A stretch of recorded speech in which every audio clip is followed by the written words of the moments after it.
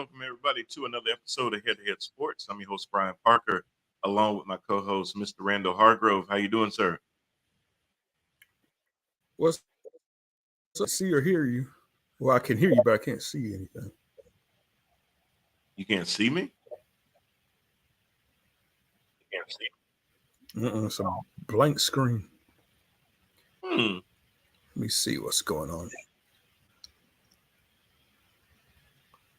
Yeah, I didn't hear any countdown music or anything. Okay. Well, I see both of There we us go. on. Oh, you can see me now? There we go. Whatever happened. Okay. I was gonna say, how you doing?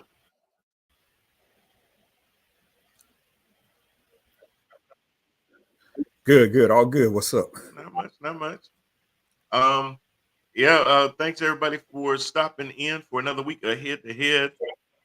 We do this every single Wednesday at 7 p.m. throughout the NFL season. We've done the preseason and we've already done the first 14 weeks of the regular season. So 18 weeks in, already for this NFL season, y'all. Absolutely amazing. Um, we are streaming live and direct on Amazon Fire TV, Roku TV, LinkedIn, Facebook Live, X, formerly known as Twitter, as well as YouTube. All platforms are on Empower TV, so you can search those and view them on the platform that you prefer. We always would love it if you would like, share, and most importantly, subscribe to those platforms and click the bell, especially on YouTube. It'll let you know anytime we go live or anytime we post any new content as well. So that's that. Also, to let you guys know too, check out Randall and his Colt in 2024 as they wrapped up one hell of a 2023. They will be back next year at a venue near you. So make sure that you check them out on all their social media pages to stay up to date as to where they will be in the upcoming year. Y'all had a kick ass 2023, huh? Oh my God! Every year it kind of elevates, and last year was insane, man. The name is getting around town. I will say that. So we just want to keep the momentum going for 2024. That's right. And guys, listen, if you, I'm sure Rand doesn't mind me saying this. If you guys have any kind of events coming up that you may need um, a 80s band to kind of come in and cover a couple of songs for you and everything, reach out to them on their socials and see if they can be the life of a party for you and come out and play for a couple of hours. I'm sure they'd be more than willing to do that as long as the venue is within reason and things like that. But just reach out to them and see what they can do for you for any kind of event like that. Absolutely, and I do not mind that at all. Appreciate it. Absolutely. Absolutely. That's how we do it. And I will suffer y'all with one little commercial that I just sat there and cut. It is from my own realty group, but I wanted to make you guys aware that if you have any services or anything that you would like us to put on air, whether it's Head to Head Sports or our Head to Head main show on Thursdays or on Roku or Amazon Fire TV to be able to play throughout the day, it's as easy as doing a cut, just like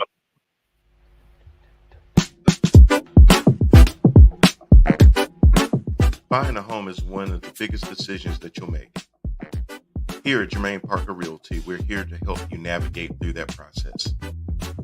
We know that a home is more than just a place to live. It creates memories.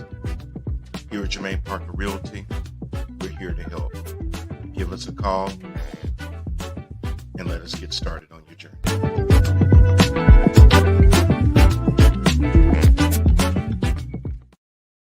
Yeah, just like that. All right, all right. Yeah, I will have a commercial for you come January. all right. That's what I'm talking about. That's what I'm talking about. But we definitely like to be able to spread the word, whether it's something like that, whether it's events in the area, whether you are a small business owner and you have things that you would like people to know about. Please let us know so we can help spread the word. We definitely like to do that, and especially folks within our local community as well be able to get that word out there.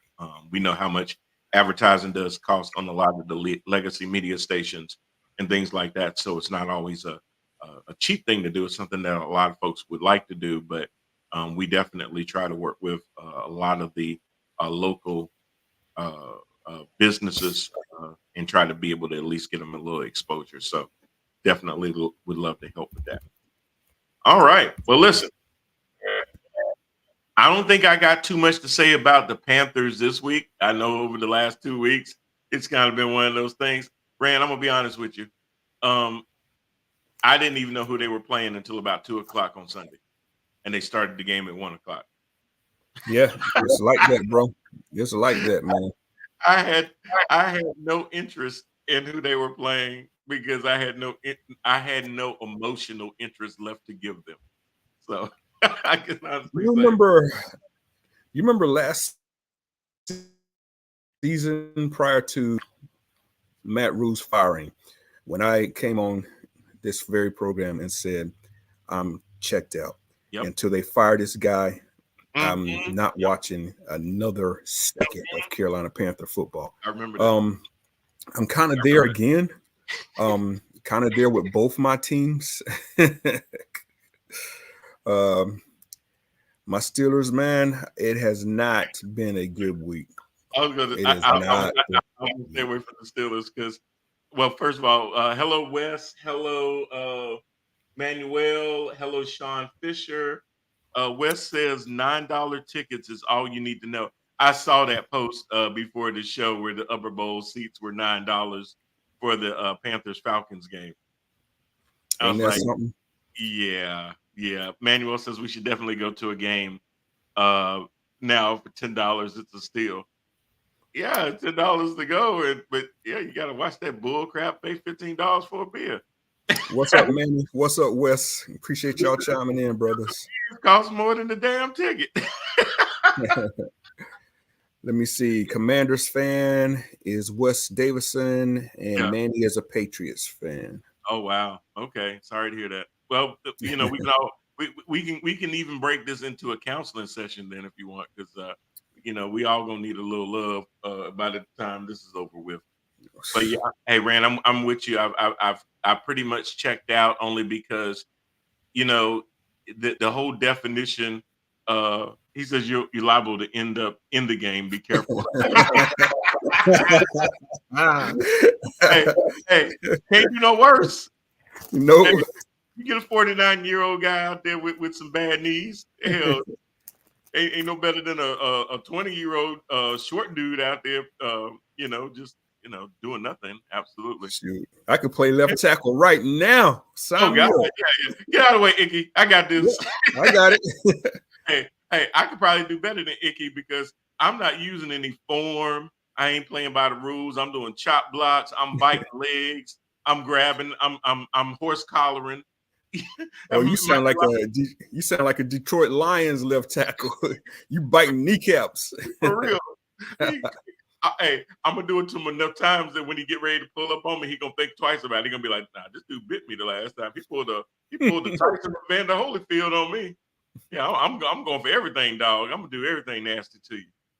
The league minimum sounds great, right? Absolutely. Hell, I'll do it for some a Bojangles tailgate pack. Just go ahead and hook me up. Give me some sweet tea with it on the side. I'm good. I'm serious, man. Give me $1,000. I'll go out there Sunday. Let me see. Tight end, I got you covered. I definitely got you covered. I'll be just as good as the tight end that you got out there right now. Oh my gosh! At least you will know that I was there. Exactly. I will make a play. I'll make a play. I don't know if it's a good play or a bad play, but you know I was out there that game. I will show up in the box one way or the other, either under penalties. Man, he says I can kick a ball pretty far. Hey, they definitely need you then because there's a lot of 3 and outs in their future. So, yeah, if you're a punter, your leg has to have a whole lot of ice on it in a Panthers game. I will say that. That besides the quarterback, I think the punter touches the ball more than anybody else on the team. Yeah, I think the punter's pretty much getting wore out, so they may need to. Manny, you Hey, might want to give him a holler. I think the punter has more yards in the game than Bryce has passing. Yeah. See, listen, it hurts, but I have to laugh at that because that's probably true. Mm. What says in the army, I used to in the army, I'm used to incompetence and bad decisions. Oh yeah. Absolutely. Thank you for your service, Wes. Absolutely. We do thank you for your service. So, Rand, before I get to your Steelers, I'm gonna just go ahead and get into this because they're back. They're back with a damn vengeance. I mean, within 3 minutes of the game being over, my Facebook was just filled with one meme after another meme after another meme. Them damn Get it, Cowboys. man. Them damn Cowboys. You know what? Just got to be quiet, man. They beat a quality team and they beat the hell out of a quality They team. did. But here's They my did. question. Here's my question. Didn't they beat them in Philly? So you beat them in Dallas.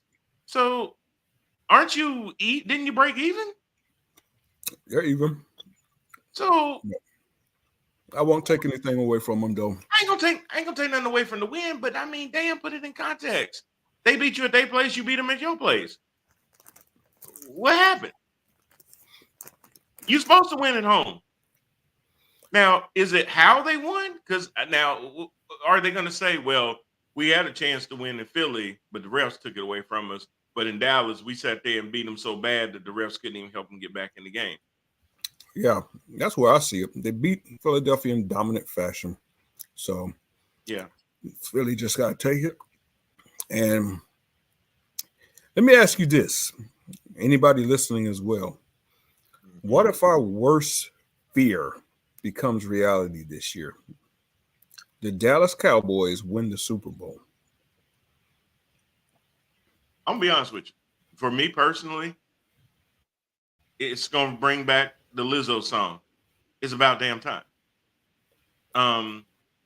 So many years on paper, if you look at how many years over the last 28, 29 years on paper have they been a prohibited favorite and fallen flat on their face? Many times. So, the saying about a broke clock can be right twice a day. I mean, after 29 years, it ain't really luck anymore. It's just the inevitable. Hell, it's the law of probability. You got to think about it this way. The Carolina Panthers, as much junk as I'm talking about, have been to the Super Bowl twice in that same span of time. Yeah, they've not won it, though. Meaning that they were NFC champions twice. Mm-hmm. Since the last time, 1995, that the Dallas Cowboys went to the playoffs. Manny had said, what do you guys think would actually fix the situation with the Panthers? Get rid of the owner.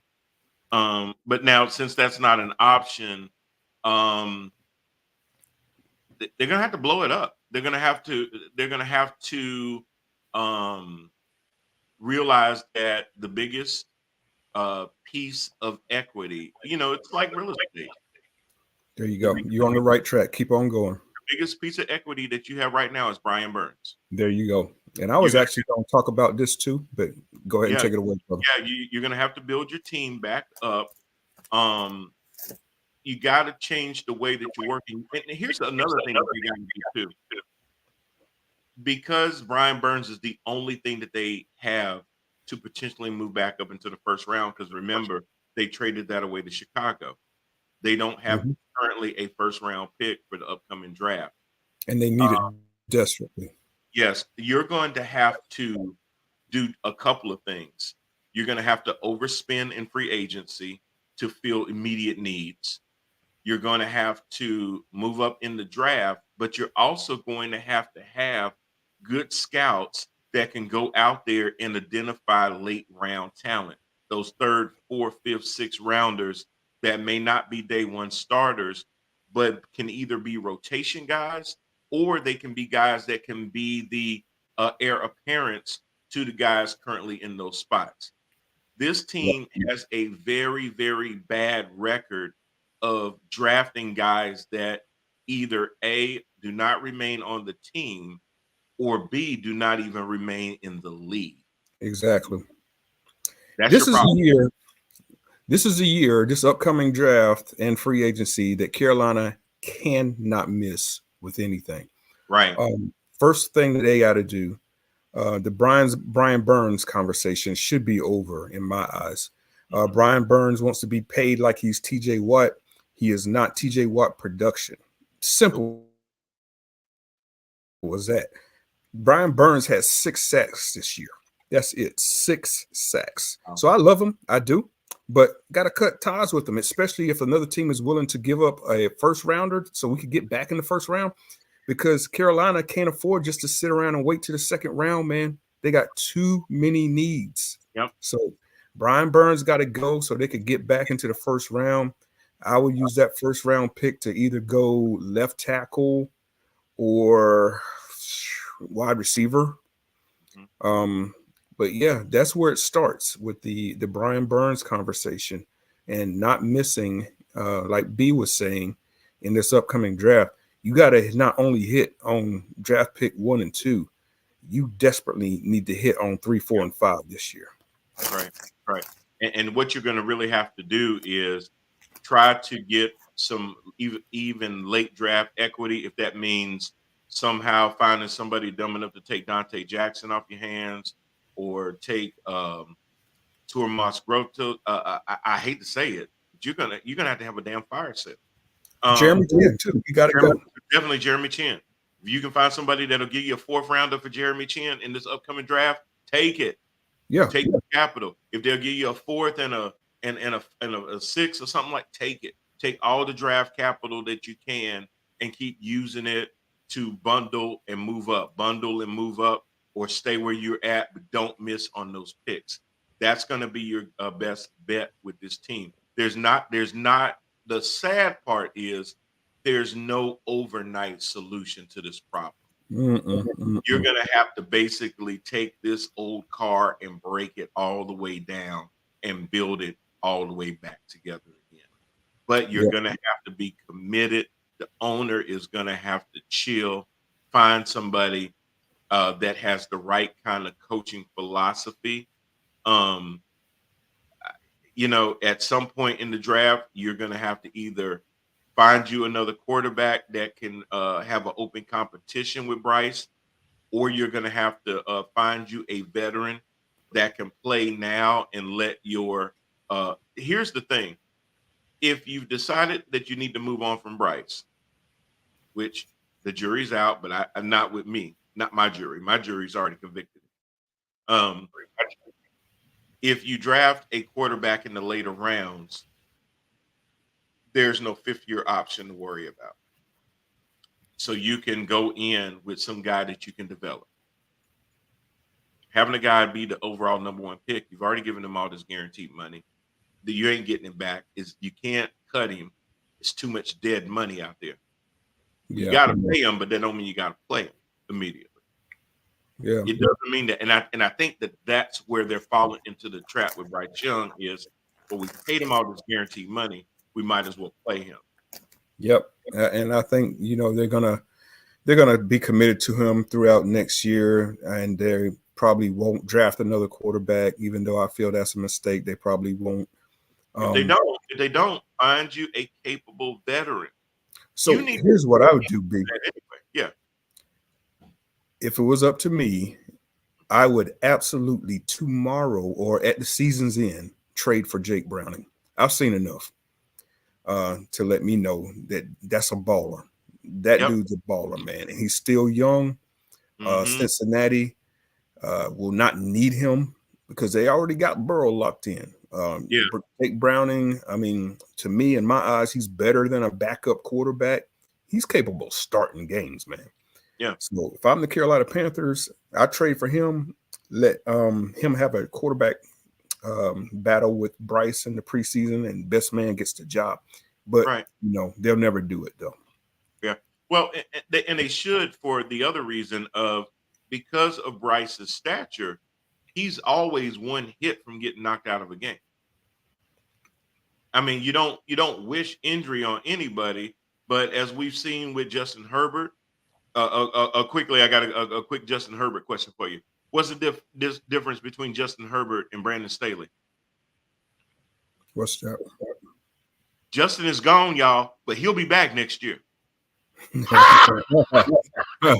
Truth. So Truth. I had to.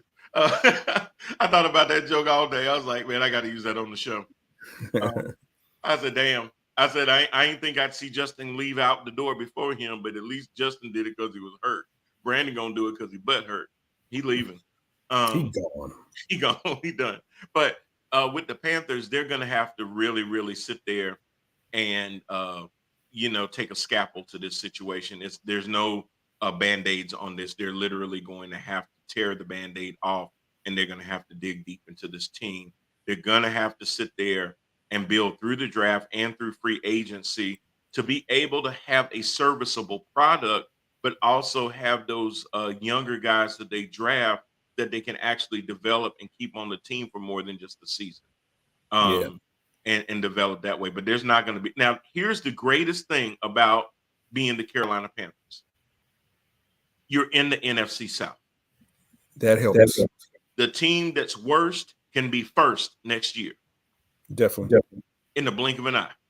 Even if you can be repairing the plane in the air without having to land and become the best team in your division, because the division is horribly bad.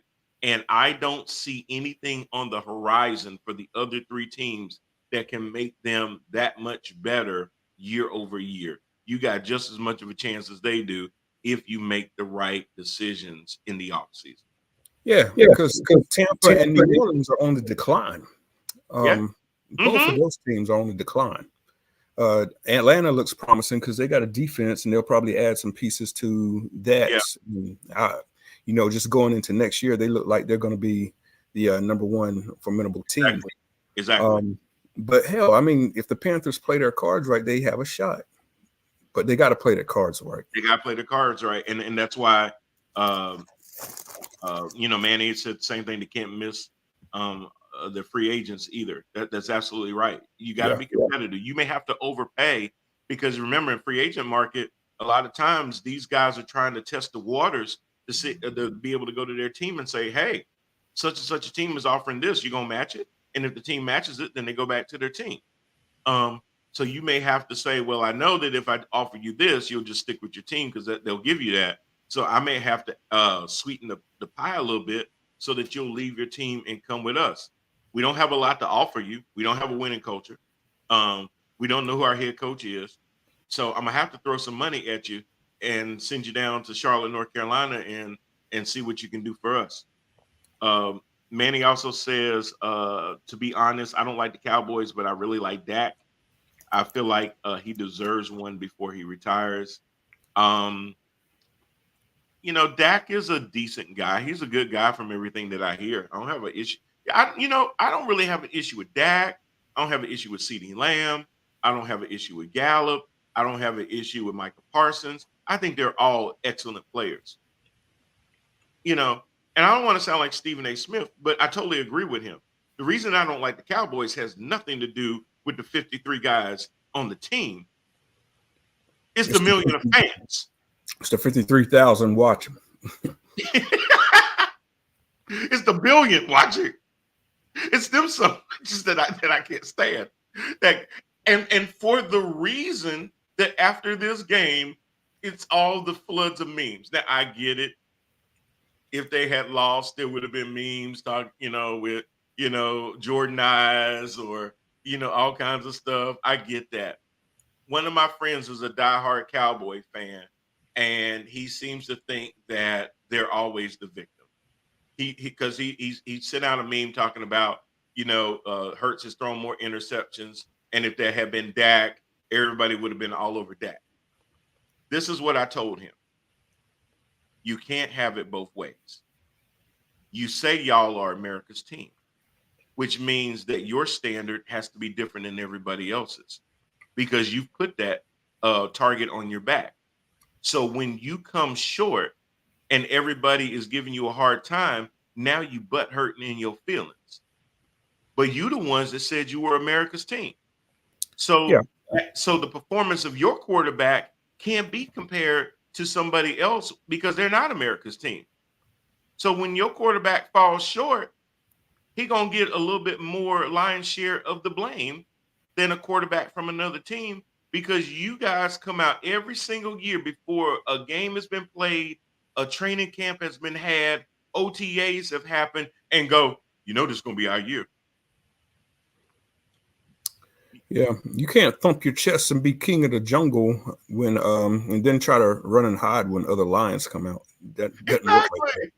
Yeah, and then be like, see, they always talking about us like that.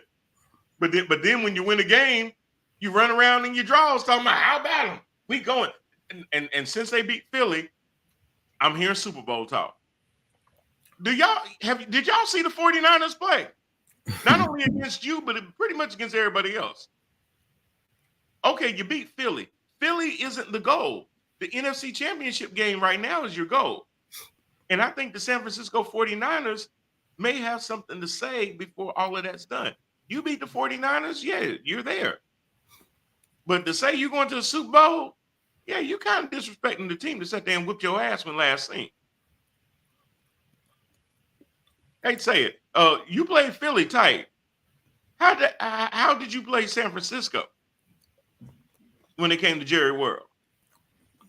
So, take it one game at a time. I'm not saying that you can't get there, but be a little bit more measured and people wouldn't hate you so much, is what I would probably say.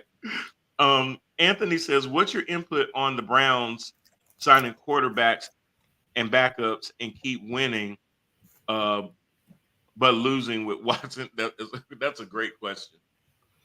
Yeah, it's a really good question right about this time because I could direct that with my Pittsburgh Steelers conversation. I was going to say that too. Yeah, it makes. I've never been this frustrated as a Pittsburgh Steelers fan as I am right now, currently, for the past 2 weeks. It's ridiculous, man. We make backup quarterbacks for other teams look like they're starters, and it drives me insane. Zappy, no offense to you, Manuel, has no business beating Pittsburgh in Pittsburgh. No business. I could run the line of the quarterbacks this year that for whatever the damn reason, we just make them look like gold, man. Jake Browning comes out, has a great game against us. Didn't win the game, but he had a great game against us. The first career start for who's the Titans quarterback? Levis. Will Levis. In prime time. Was he shaking? Was he shook in Pittsburgh? No. He almost beat us. So it's just frustrating, man. And I don't know. We've had some people chiming in. I've heard the chatter about firing Tomlin. I don't think that's the fix. But damn, all I could say it is fucking frustrating. Sorry for the F-bomb. It's appropriate.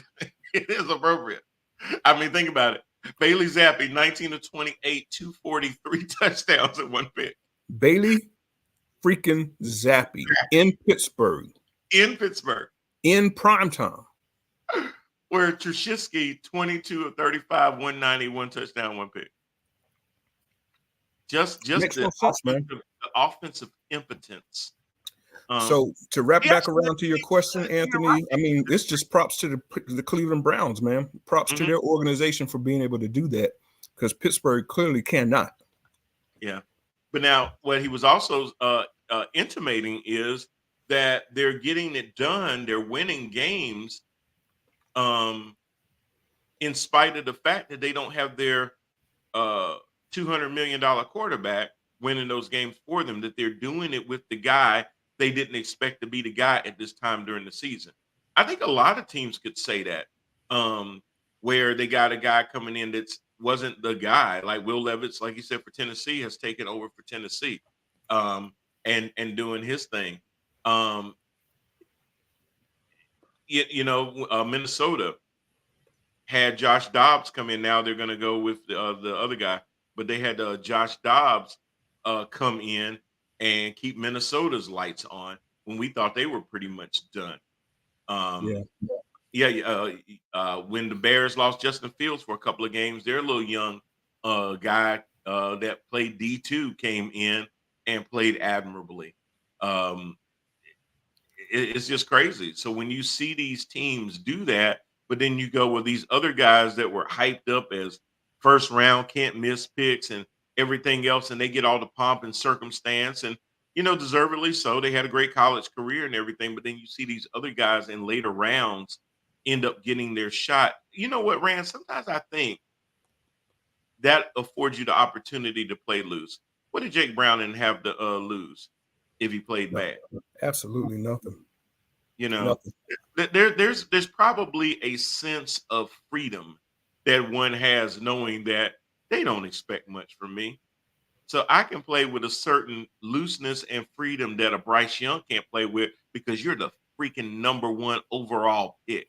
Everybody's looking at you. You've been a Heisman candidate. You played at Alabama. You played for Nick Saban. Everybody just expects you to come to that franchise and turn it around, and there you go into the NFC Championship game. I'm Jake freaking Brown, and nobody expects anything from me. I can go out there and just play my game, be who I am, zip it around, play like I'm playing in the backyard. When I first saw Taylor Heineke play, I felt like he was in the same situation. Yeah. Kurt Warner came into the league basically playing like that too, because he was bagging groceries before he became a Hall of Fame quarterback. And the Browns just pulled Flacco off the street this last game. And Flacco started zipping it around. Yep. Flacco was playing. I'm just like, wow. So you see that, but then you see all these other guys and you go, my God. So it's a great question, Anthony. I don't know what they're going to do. Actually, well, I do know what they're going to do. They're going to hope that those backups continue to play well, because you know why? It increases their value to another team that wants to poach them. They know that financially they're attached to Deshaun Watson, whether they want to be or not. They made that bed. They're going to have to lay in that bed. You don't sit there and get Janet Jackson and then realize that Control was the best thing she did. You're going to have to sit there and live with that for a little bit before you go jumping into the next bed. So what they're going to do is hope that those guys finish the season out strong, so that when other teams that are looking for a backup or a starter come looking at them, now the asking price just went up. Yeah, that's why Cincinnati's sitting kind of pretty, man. Mm-hmm. Especially if they could somehow get into the playoffs. They're really going to be looking pretty for next year. Exactly. I don't think it's going to, do anything about who your number 1 guy is just because of the financial commitment. But it will give you a lot more leverage when other teams come asking, can we talk to your guy? We know he's under contract. Can we talk to him? We want to place an offer. Yeah, here's the asking price. There you go. Yeah. 2nd round pick, baby. Oh yeah, and the way he's been playing, somebody's going to pay that easily. Anthony also says Cowboys not winning the Super Bowl, so they're going to give the MVP to Dak. And that's the other thing I keep hearing about now. Dak is in the MVP conversation. Why?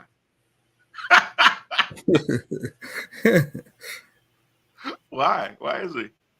I don't know. It's hard for me to say Dak is the MVP or would be an MVP. I got too many other guys that I would list as potential MVPs. I guess he could get some votes for it, but I agree. I don't think it's an either or. If the Cowboys do go, the problem is this: the MVP will be awarded before the Super Bowl is played. It's like the day before.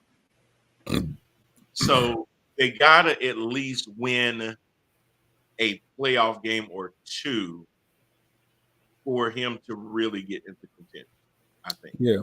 It just occurred to me, I did not answer my own question. What would I do if the Dallas Cowboys won the Super Bowl? Yeah. I'd probably stop watching football. Yeah. I would probably stop watching football. No, I I would think be it would be that great. pissed off. I think it would be great I think it would be the worst thing that would happen to the NFL. because Cowboy fans will sit there and have to wait another 29 years. Nah, man. And You then will never hear the end of them. oh, see, you say that, but have you heard the end of it since for the last 29 years? If they get one this year, it'll be number 6. Yep. Time Pittsburgh, New England. You will never hear them Grant, be quiet for the rest of your life. I ain't never heard the end of it now. And You they know, ain't won a damn thing, and I ain't heard the end of it. so How much more would I hear? so here's the thing though. Every January for the past 20 years, we've gotten to party. Right. Right? Yep. Right. Yeah. Party would be over, man. But see, they're extremists. If they win one, as they always do, they always think that means that we'll win them all. In their mind, this is going to be our year. This is going to be our year. Shit, if you say something enough times, eventually it's going to be true. If you keep buying the same, if you keep going and buying the same lottery ticket with the same number, eventually you're going to hit. Yeah. There's a certain franchises I do not ever want to experience winning a championship. The Dallas Cowboys are number 1 on my list. Yeah, I can't, man. I can't do it. I feel you in the grand scheme of things. Would I be a little disappointed for the first couple of weeks? Yes. But I realize in the end, it will only make them blow up because they cannot handle long-term success. It will be a moment in time. It will go in the record book, but they are not set up to maintain that, meaning that we're not going to be talking dynasty like they used to talk about the Chiefs or they talked about the Patriots or anything like that. It's going to be they won one, move on. The problem is this. They are a top 3 team currently in the NFC. No question. No question. If you are a top 3 team in the NFC with 3 games to go in the season, you are a high probability to make it to the NFC Championship game. I would put the Cowboys, the 49ers, and the Eagles kind of limping off that ledge. But if I had to go top 2 teams right now, it hurts me to say it, but it's the 49ers and the Cowboys. The next level right up under them would be Philly and Detroit. Then the level up under that, significantly under that, that's where you're going to have your Green Bays, your Minnesotas, your Seattles. That's where you're going to have that. So there's definitely some tiers, but the top 2 teams right now in the NFC is going to be the San Francisco 49ers and the Dallas Cowboys. Now, if the 49ers end up with the overall number 1 seed, that means that even though the Cowboys, if they do finish with the number 2 or Philly, whichever one, they still got to play the first week. They just going to have a home game. The only team that get a bye is the overall number 1 pick. The overall number 1 seed. So whether it's Dallas, whether it's Philly, they all going to have to play a game. If Dallas does not win the division, the only difference is it a road game or is it a home game?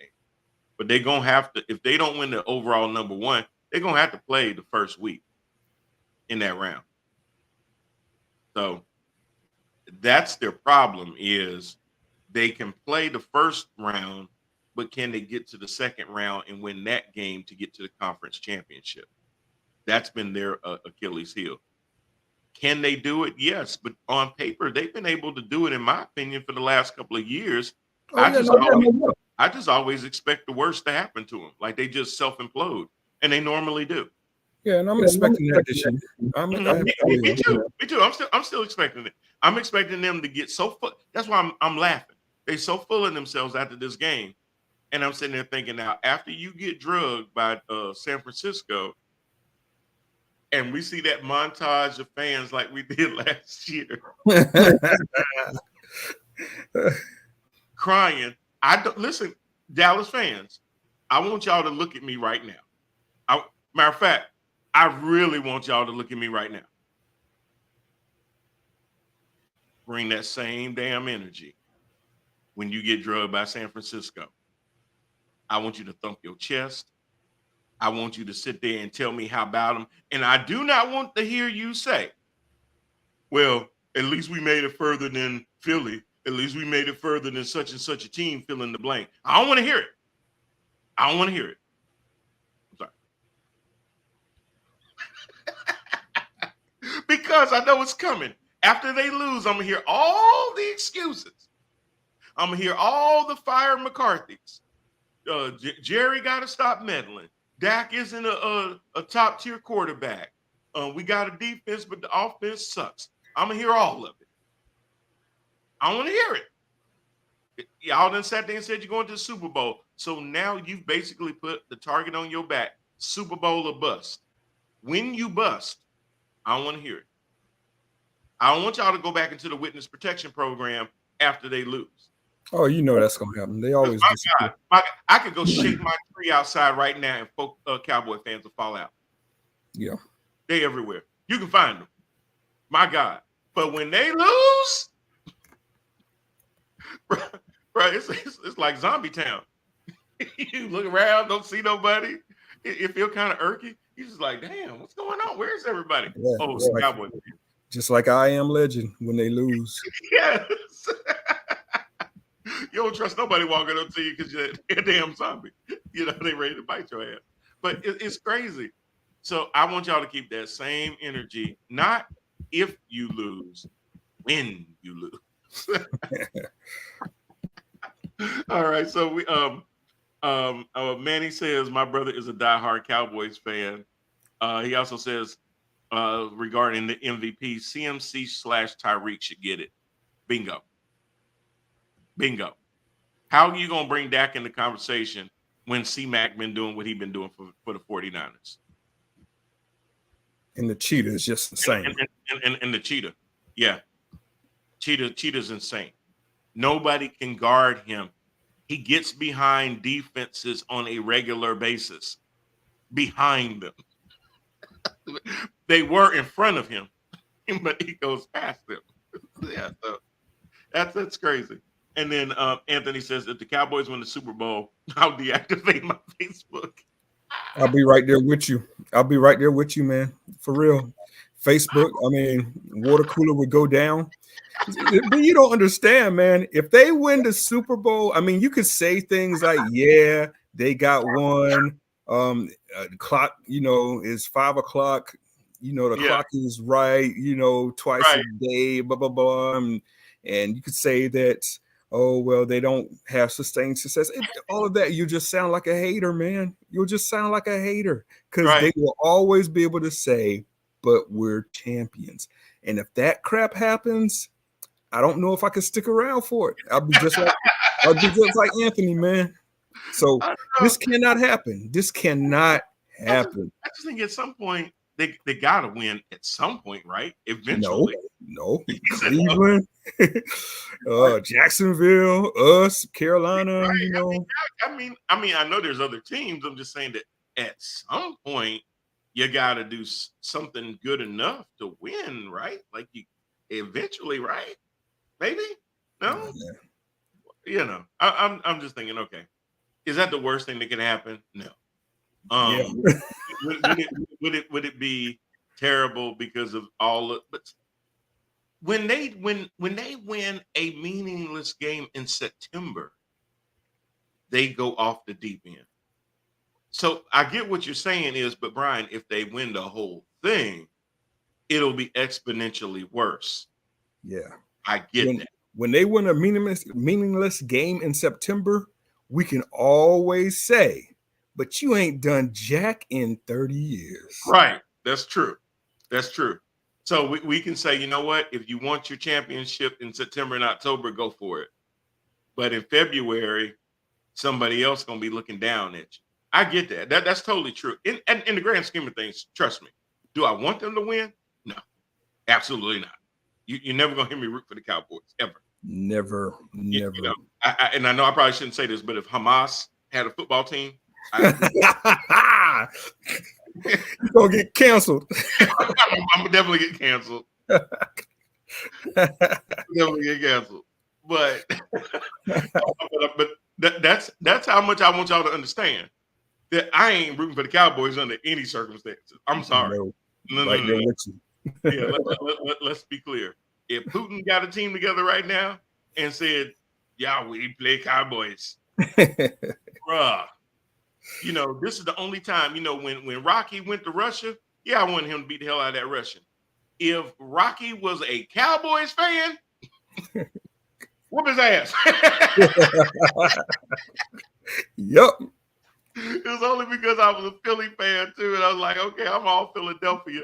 Hey, go over there with his little red ass. But if he had been a Cowboys fan, man, go ahead and put some brass knuckles in them gloves, dog. Go ahead and business. Yeah, I'm seriously sitting here trying to think of a team that I would not desire to want to win the Super Bowl, and they are just number one. I can't even think of another team. Maybe the Browns, because I pick on Cleveland so much. But I don't know if Cleveland kind of got one. Would I be angry about it? Not as angry as Dallas, man. Maybe Cincinnati warmed that landing place for you, though. Once the Bengals won it in that division, maybe it doesn't hurt so bad. Oh, man, he says Stroud should also. Oh, bruh. Exactly. Oh, yeah. Exactly. I'm glad you said that. I totally forgot about that. 100.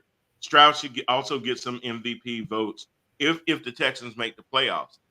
That will help a lot, but he should at least be in the running right now because of the way that franchise has been in the gutter over the last 2 years.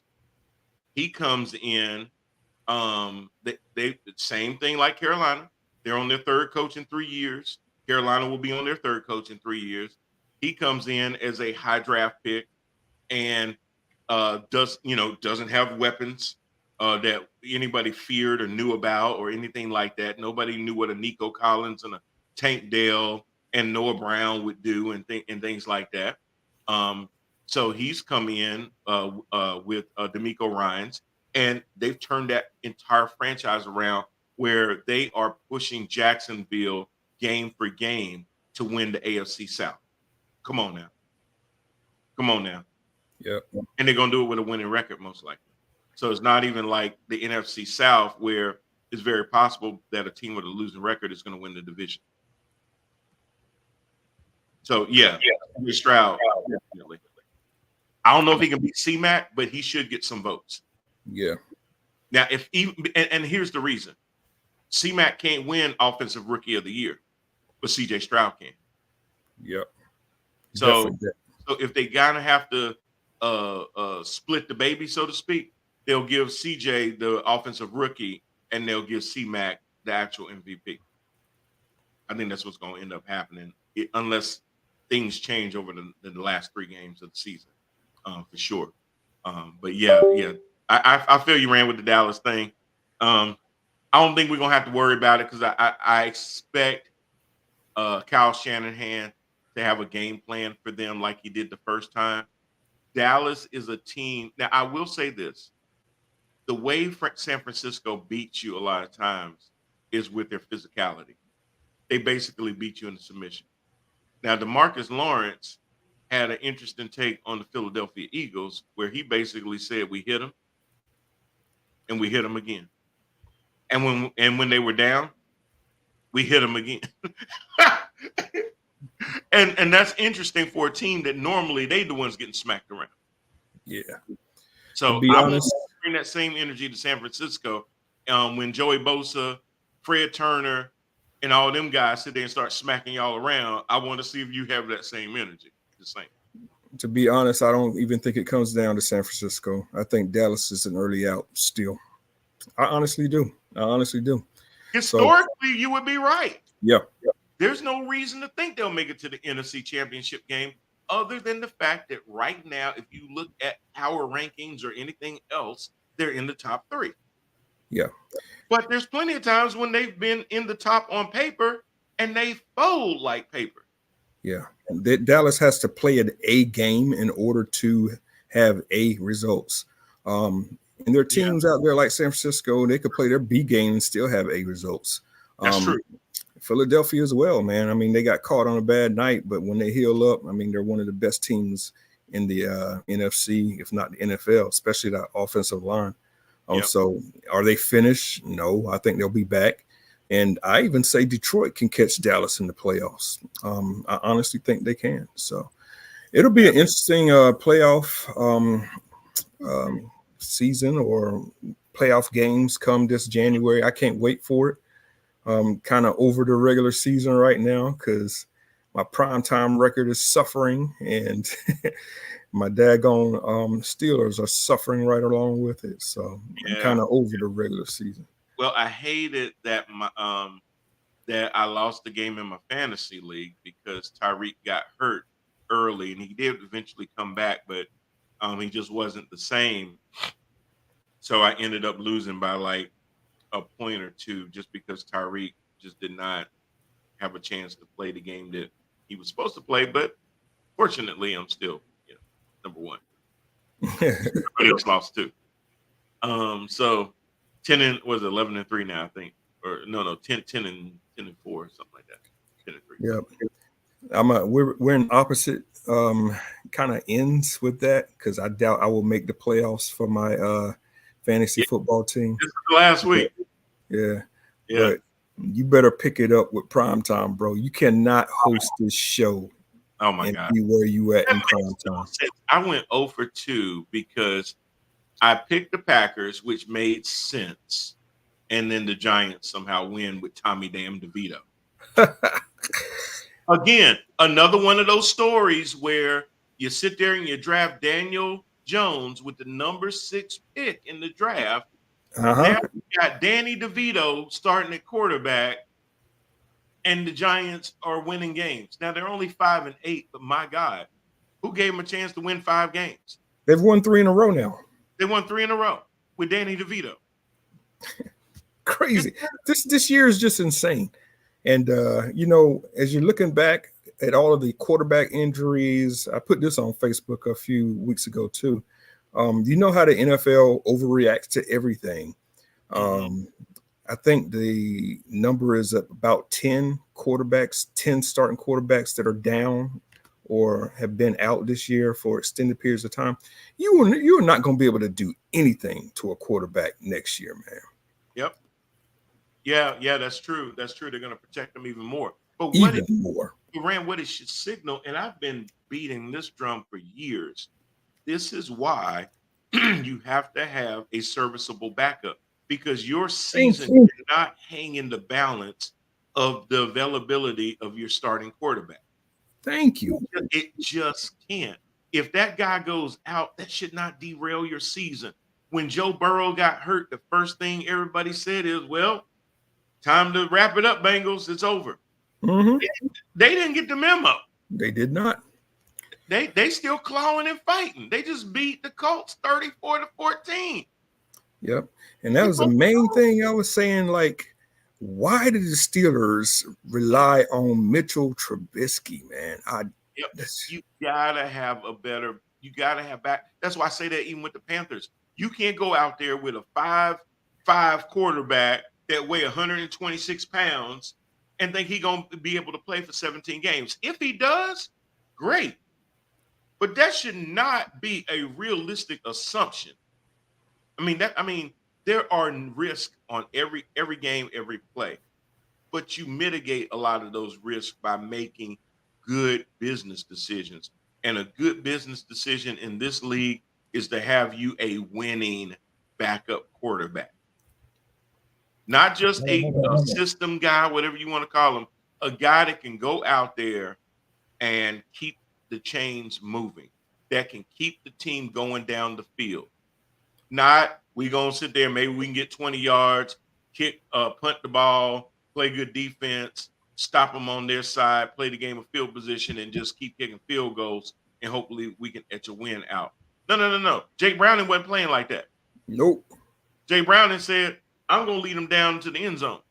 I'm gonna go win this game. we gonna hang 34 points on these mofos. Yep. That's what Jake said.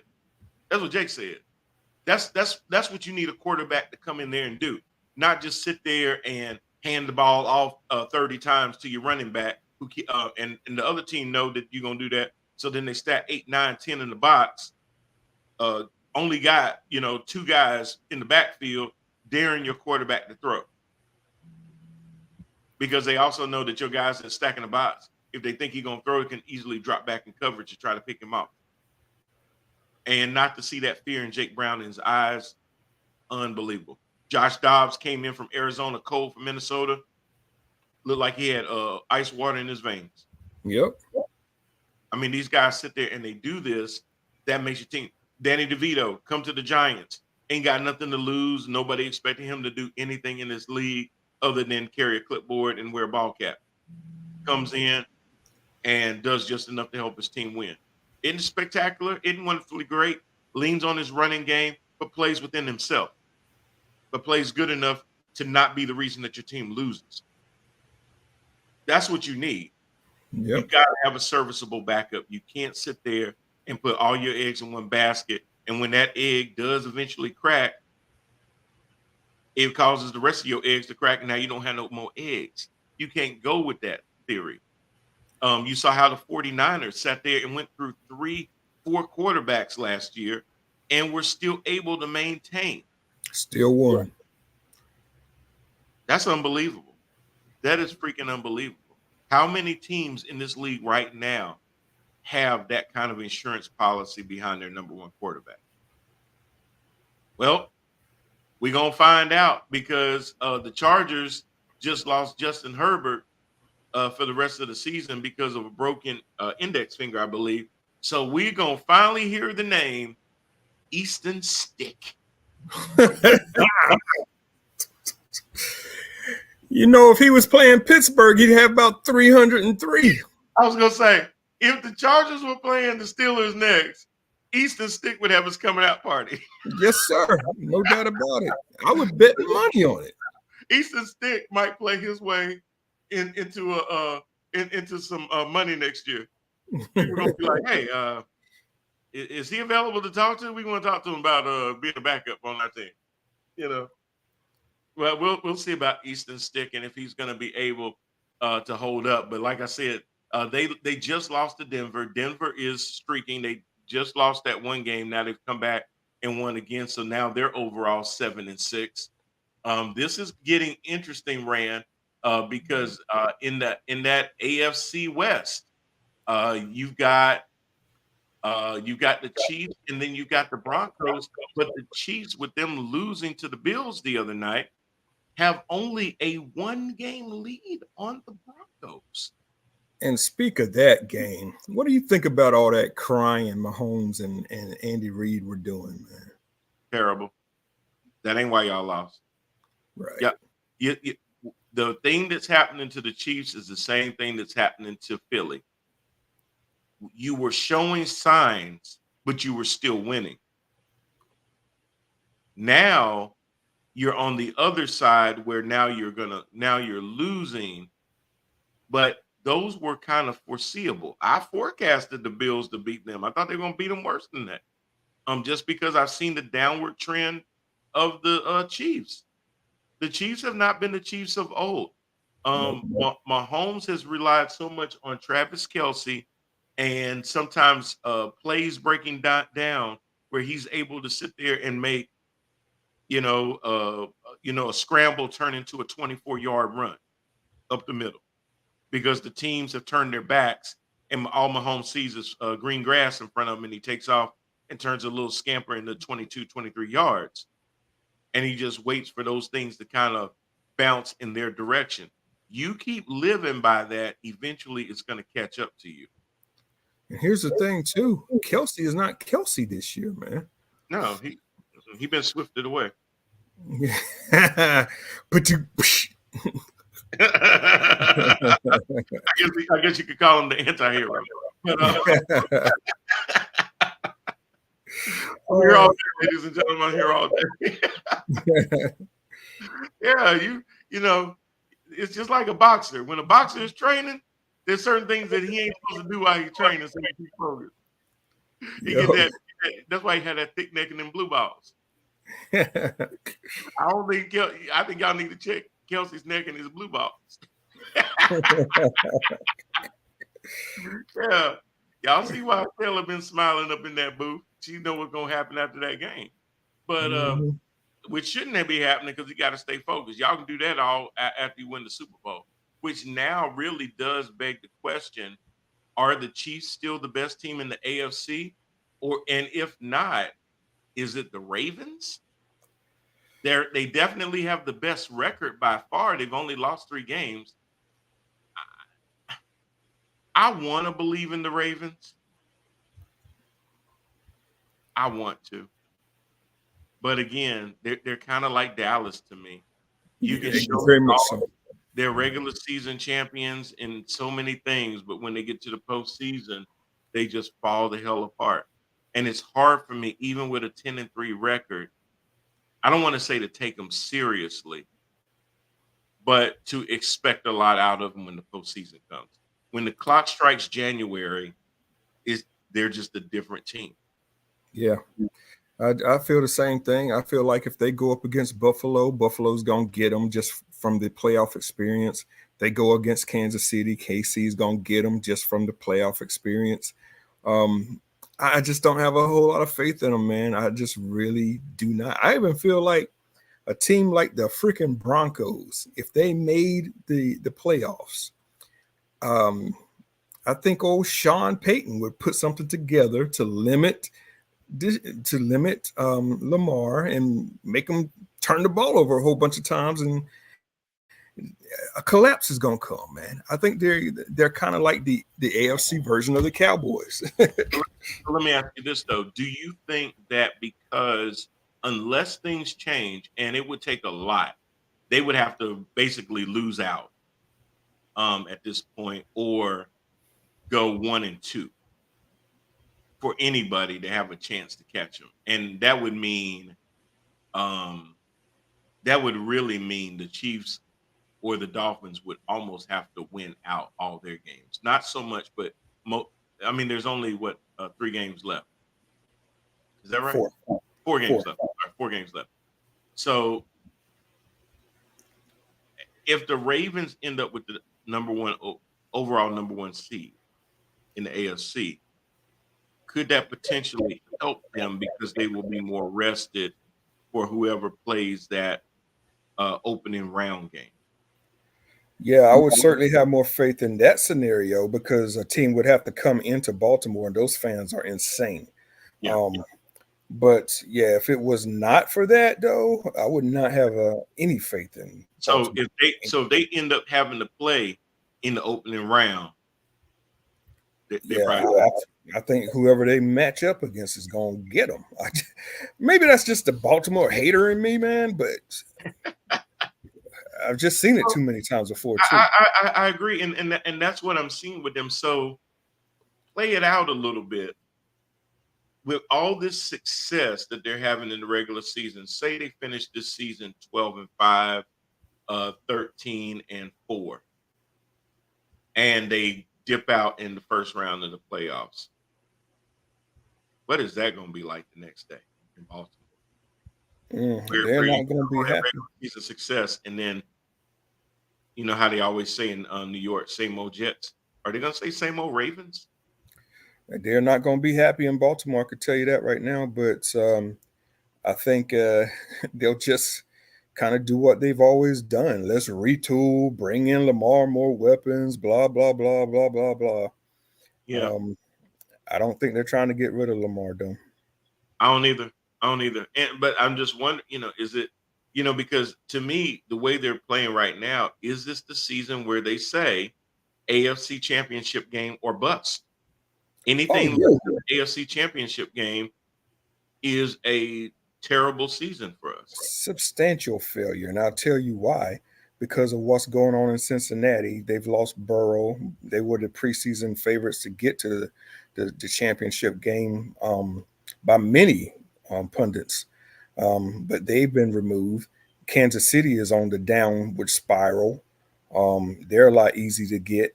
And then you got Buffalo. Their Super Bowl window is rapidly closing as well. Yeah. So this is the year for Baltimore. If they don't get there this year, yeah, there's gonna be a lot of upset people. Manny says, "All right, gents, nice talking to you. Nice listening in. Got to go put the kids to bed. Good night, y'all." Absolutely. Hey, thanks for joining, Manny. Make sure in the future you share the show, share. But we Appreciate appreciate it, it. Manny.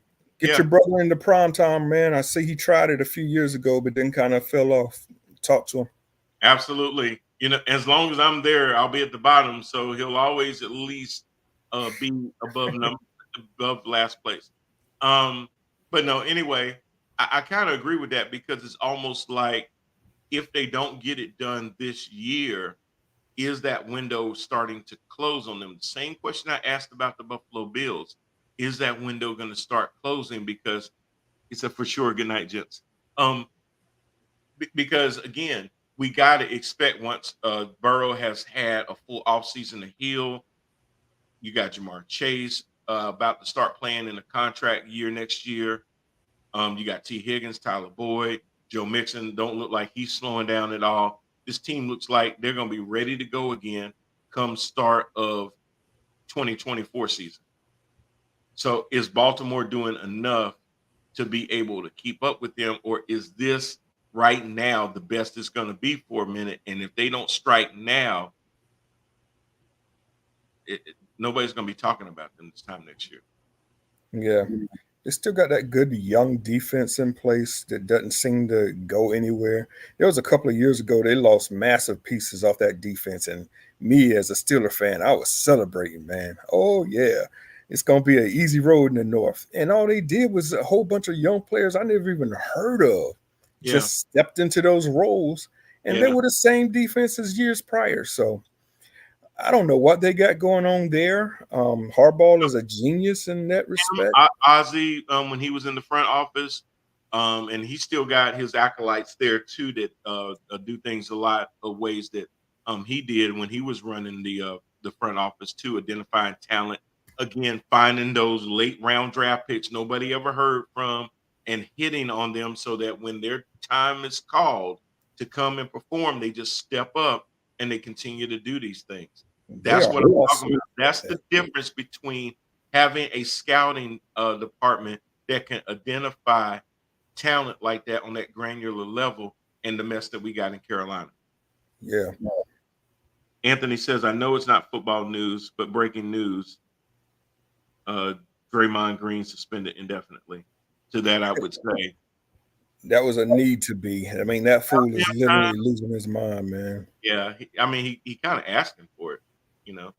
Very much so. You keep poking the bear, you gonna tell me breaking news that the bear finally ate your ass? I mean, you leave the bear alone. You know, he's there for a reason, you know. Yeah. I mean, But, that latest incident of him punching that guy was completely uncalled I for. mean, you're unhinged. I mean, I wouldn't let you come back until you took some kind of uh some aggression classes and stuff like that, and they cleared you. A shrink literally clears you because something's going on in your head. Um, you just can't play like that. I mean, I get it. You play with that chip and that aggression. You're not the most athletic guy out there. Somehow you've lasted in the league as long as you have, just because you've played with that chip and that aggression, and it's gotten you to where you've gotten to. But at some point, you got to realize that you being suspended indefinitely doesn't help your team at all. Um, you didn't do them any favors at all.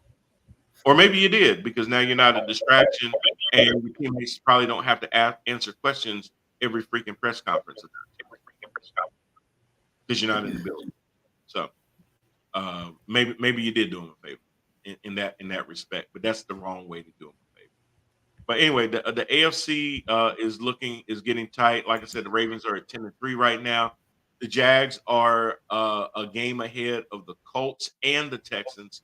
Excuse me. And I thought the Colts would be dead after Richardson went down, but the Colts are actually still in it. If the Jags lose again, which I was really shocked to see Sunshine on the field on Sunday after getting that high ankle sprain, but they figured a hurt Sunshine is better than a healthy CJ Beathard. And they went in, they rolled the dice. They didn't Sunshine is get the results they wanted from that though. I'm sorry. Sunshine is doing the daggone thing. I thought he'd be out for a while. Yeah, I mean, he couldn't even walk off when he got hurt under his own power. So to even see him go out there, play that way, everybody know you got a bad ankle, knowing that they're gonna go for your legs and stuff like that. Really did all he could do, but it just wasn't enough at the end. That was just unfortunate because now it jumbles up that AFC South, where it gives life still now to the Colts as well as the Texans. So that's going to be interesting to see how that goes down in the next, excuse me, in the next 4 games as well. So that's going to be tighter than it should have been. The Lions and the Bears game, that was a game that again shocked and surprised me. We talk about everything that the Lions are, but they just seem to have these hiccup games. And you just don't know when they're going to happen. Jared Goff has been definitely playing some of his best ball since he left the Rams, but this past Sunday wasn't it.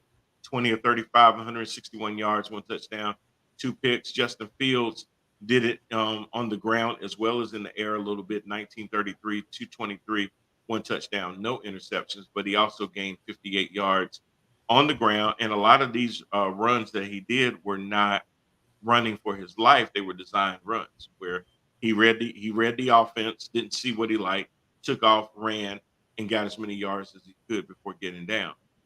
To see the Bears continue to play like that is giving some validity to the fact that the Bears are not as bad as they have been. They're up and coming, and they're going to win certain games. But was this game more about what the Bears did, or was it more about what the Lions did not do and did not get done? Yeah, I think Fields just had himself a game, man, and he could do that every now and then and get the Chicago fans thinking, oh, we have something here. We don't have a need to draft a quarterback with this number 1 pick that we're getting from Carolina. Yeah, you hear the sarcasm in the way I stated that. But it will be interesting to see what they actually do come draft time, though. Are they going to hold on to him? Will he do enough down the stretch to put some more belief into him as a quarterback moving forward, or will they give up? That's going to be a real interesting conversation. Yeah, because they're not playing for anything right now. So, and I know players don't go in with the idea of tanking and things like that, but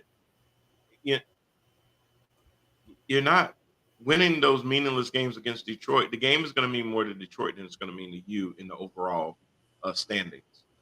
So it's just kind of one of those interesting things to see in that respect.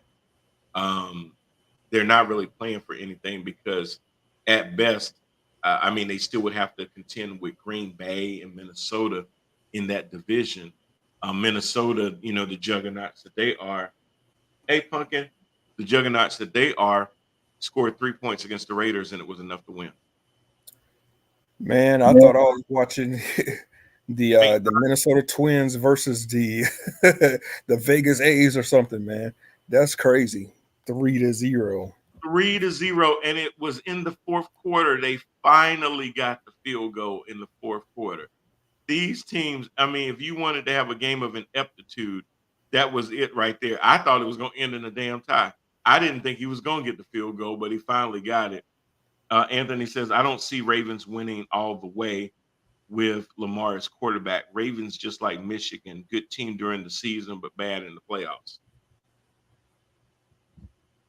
Yes, because your quarterback has to be on a totally different level in the playoffs than than in the regular season. Exactly. And what I normally see him turn into in the postseason is a turnover machine at the most inopportune times, whether he fumbles the ball, whether he throws an untimely pick, all intercept. And this is the other thing I try to get my good friend that's a Dallas Cowboy fan to understand when it came to Dak and his interceptions versus Jalen Hurts. Like I told him, all interceptions are not the same. No. Throwing an interception in the first quarter of a game and throwing an interception with 4 seconds to go in the game, it's 4th and 12, and you got to get the ball in the end zone. And you throw it in the end zone, and it's an interception. Two totally different interceptions. Way different. If you just look at now, a stat line ain't gonna tell you when the interception happened. I said same thing. If it's the end of the first half and the quarterback throws a Hail Mary pass into the end zone and they tip it around and the defense intercepts it, totally different. It counts. Who cares? As long as he don't run it back. Exactly. He gets tackled in the end zone, no harm, no foul. Totally different scenario. All interceptions are not the same. Most of Dak's interceptions in the past cost his team the game. That was the other thing that I told them. When he threw those interceptions were just as deadly as how many of them he had. His interceptions were always at the most untimely situation in the game. Crunch time. Crunch time. When the lights get bright, that helmet feel a little bit heavier on top of your head. Them shoulder pads feel a little bit heavier. That sweat, when it go running your eye, it sting a little bit more, and you got to kind of have to wipe it out. And maybe you're kind of throwing with one eye kind of squinted. Yep. Like you regularly don't hear all the noise of the stadium, and all of a sudden it becomes deafening. Definitely. Yeah. Yes. Prime time for you. That's prime time. That ball, when you pick it up, it feels a little heavier. You know, all right, you're zipping it around. I feel like you're throwing a damn medicine ball. Because now you're second guessing. Is he open yet? Did he break on his route? Now do I throw him open? All those things start to play in your head. You start to second guess yourself a little bit more because the pressure is there. When Dak has been in those situations, when he had all those interceptions, a lot of time he throw to the other team. Same thing with Lamar in the playoffs. When all of those things start to happen to him in the playoffs, it seems like he crushes a little bit. And it costs his team the game. And they go out, they start out in a loud, thunderous applause, and they walk off with a whimper. That's how their seasons always end, in a whimper. They come out with all these numbers and stats, and Lamar's like a video game out there, you just sitting there pressing the button, and he just running around. Ain't nobody catching. Playoff time comes, he second guesses himself. He doesn't run when he should. Ends up getting sacked for loss. Gets sacked and then fumbles the ball, scooping scores. All kinds of things like that start to happen. So we'll see. Anthony says, how the Cowboys doing now? Do you think the problem was Kellen Moore? I think Mike McCarthy would tell you that. Yeah. Depends on who you ask, right? If you ask Mike McCarthy that, over a beer or at Jerry Jones' house while they eat nachos, yeah, he'll say that. Yeah, I told you it was Kellen. See what happened when I took it? Yeah. We'll see what happens when they get to the playoffs too. I don't know that for sure. I will say that the one thing that I've noticed with Dallas that is different than in the past, I got to give them credit where credit is due. CeeDee Lamb, you stepped your game up. CeeDee Lamb last year, questionable number one receiver. CeeDee Lamb this year, definitely number one receiver. No doubt. Total different. Is Dak any different? No. He did he correct his some. The biggest problem with Dak wasn't that he couldn't throw the ball down the field and get yards, but most of the time when he would get those yards, the game was out of reach and he had to air it out. It wasn't never an issue whether he could pass. He just had to clean up his interceptions. The issue was his supporting cast. Did he have guys he could get it to reliably? Getting the ball to CeeDee Lamb, all these yards that CeeDee's been getting, and the scoring he's been doing lately, he's been on a tear. He's basically unguardable. Now, we'll see how unguardable he is against the 49ers, but everybody that they've had to play recently, CD has stepped up and said, okay, let's see what we got. And he's come out on the winning end of that. So I have to give him credit where credit is due. You do not understand how much that hurts me. I may have to take a shower after the show. But it's the truth. They are doing A lot better. I don't know if it's Kellen Moore or not, to be honest with you. Yeah, I think it remains to be seen. Yeah. I think we'll know if they get dumped in the first round of the playoffs or not. Exactly. That's exactly where I was heading at with that. We'll see if Tony Pollard lines up as a center. Yeah. You hear all of this, good Dak talk now, but Dak is who he is. Yeah. What the Cowboys really need to see is a different Dak come playoff time. So we're gonna see. We're gonna see. Same thing I said about Lamar. Dak has to be a different guy. He has to elevate his game in the playoffs because now it's win or go home. There are no games after this game. This is the game. Yeah. You don't. And for the past 2 seasons, this game, there is no tomorrow. There's for the past 2 seasons, Dak Prescott has melted in the playoffs. He has. Yeah, he has. That's straight facts. So yeah, you're right. It's to be determined. We'll see if he can continue. The whole thing about the regular season is for you to get better during the regular season and play your best football at the right time. You don't want to limper into the playoffs. You want to be on all engines firing and everything else. But it's not even to say, okay, in September we're playing our best. In October we're playing our best. We start hitting the stride in November, really get it clicking in December, and then we roll into the playoffs. That's what I used to see the Pittsburgh Steelers do, even going in on wild card weekends. Yeah, they made the wild card, but the last 4 weeks preceding the wild card, they were on a tear. Yep. You were like, oh, okay, it's about to get crazy. I've seen teams do that from a wild card standpoint, but they came into that wild card on fire. They didn't limp into the wild card. If the you Giants were like that in the NFC. Yep, they did that too. They did that. They came in at the right time. Would that team have been able to do it in September and October? No. But what they strung along from mid-November all the way through December was a determining factor of them getting in and then actually doing something while they were there. Not just having a participation trophy to say we made it to the playoffs, but we didn't do anything once we got there. Making it to the playoffs should be bare minimum goal of any team. That should be your minimum goal. Doing something in the playoffs, now we got something. Now we got something. If your goal isn't to be one of the isn't to be one of the 14 best teams in the NFL or be the 7th best team in your conference, I don't know why you're playing. So that's just how I see those. Well, we're about to close up, but Rand, any games going on this week that you're gonna be paying attention to? I know you got your Steelers and your Colts. I ain't watching that crap. I ain't watching it. And it's a Saturday game. We got a Saturday game. I'll be at the movies. I'll figure out something else to do. I ain't watching a whole bunch of Saturday games. Okay.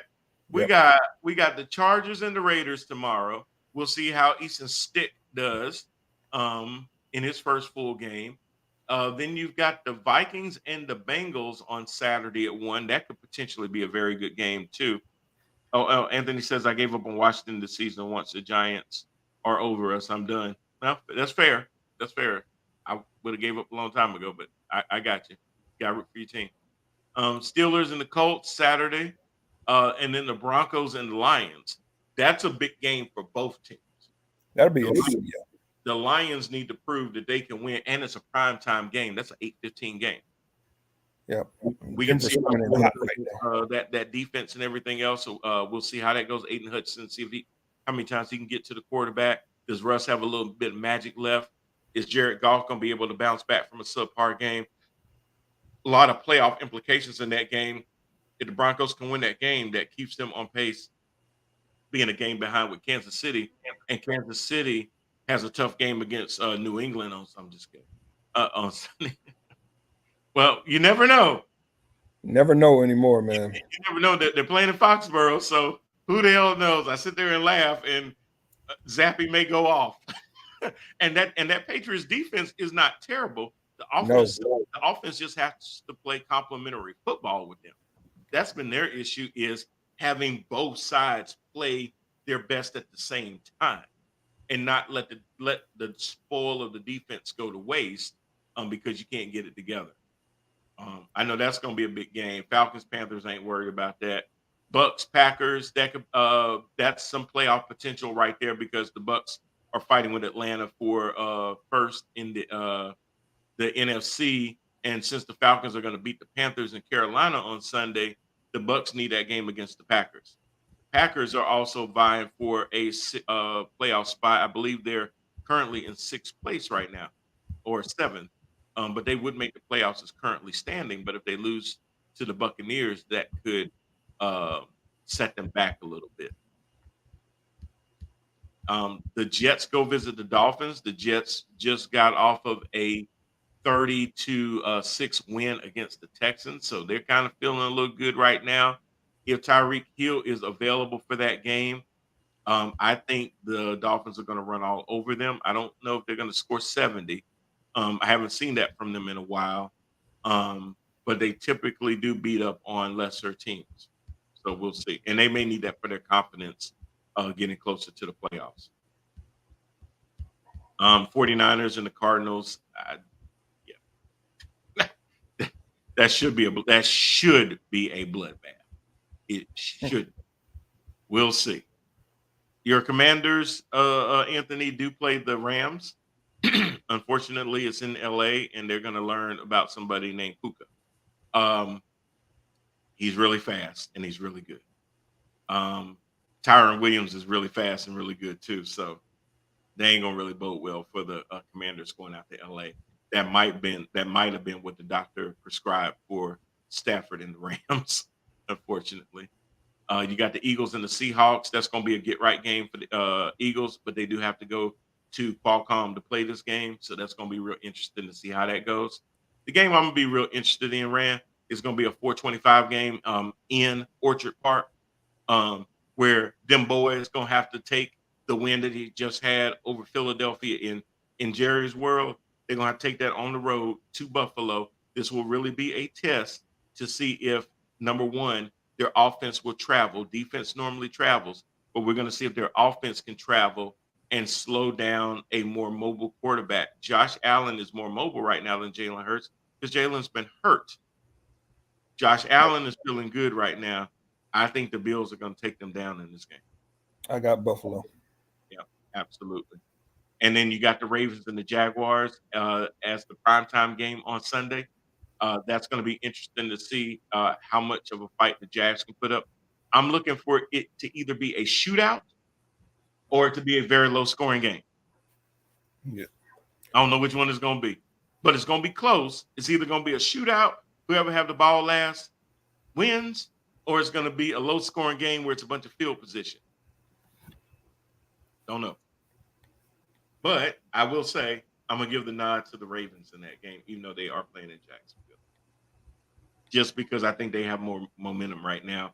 And like it or not, Lamar is finding more receivers. He got Odell Beckham more involved in this past game, so that's interesting to see. Again, it's a regular season game. I'm not going to root against them in a regular season game because they normally win their regular season games. It's just the postseason. So, we'll see. Any final thoughts on any of those games? Won't be watching Pittsburgh. That's it. As long as you play in Trubisky, I got better things to do. I heard that. All right, y'all. Well, we're going to head up out of here for this week. Enjoy your Saturday, Sunday, and Monday games coming up this week. Hope your fantasy is okay. But if you're in Facebook Kings, I'm not hoping that it's okay. Hope you fall flat on your ass for just one more week, and then I'll be in the playoffs with the number 1 seed.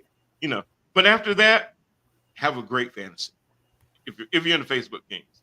Other than that, y'all, we're going to get up out of here. We appreciate y'all for joining us for Head to Head Sports. We'll do it again next Wednesday, 7 p.m. Thanks to my co-host, Mr. Randall Hargrove. We will see y'all again later. Take care. Peace.